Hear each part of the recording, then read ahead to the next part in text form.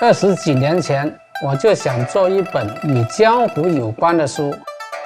从2000年开始，我就背着相机深入民间，走了全国的很多乡镇和农村，去发现一些江湖上的直接消失的行当。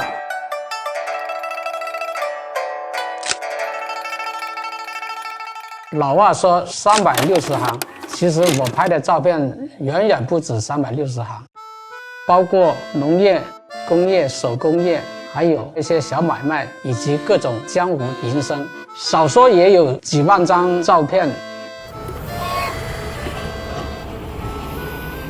因为我是50年代出生，见证了这些行业的兴衰。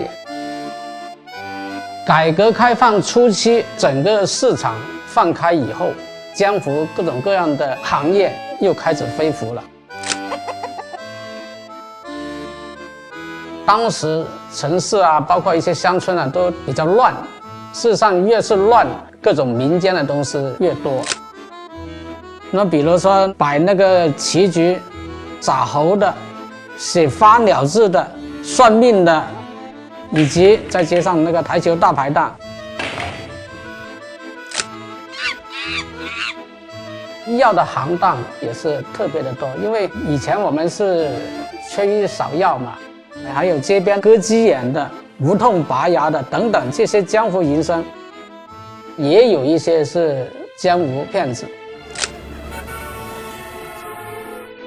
村里面过去很多那种流动行业，特别是年纪比较大的，他们也很少去赶集，也很少去城里去。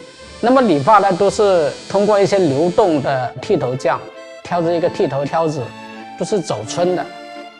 改革开放初期，很多人出去打工，要各种各样的证件，有一些摄影师流动的去拍那个证件照，背后扯块红布，就一个一个的拍。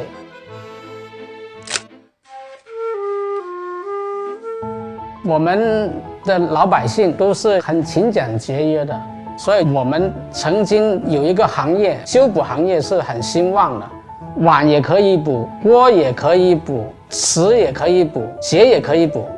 那么现在是越来越少了，你不可能穿补过的衣服了，也不可能用补过的锅。我们的城乡都很多作坊，从吃的、穿的，一直到用的物品，在这个村里面，他租了一间房子，在那里做床垫。那些农民喜欢要他做，里面用的什么材料都清清楚楚。以前都是有专门做的一些东西，那么现在就变成了一个工业化的流程。带本书给你啊。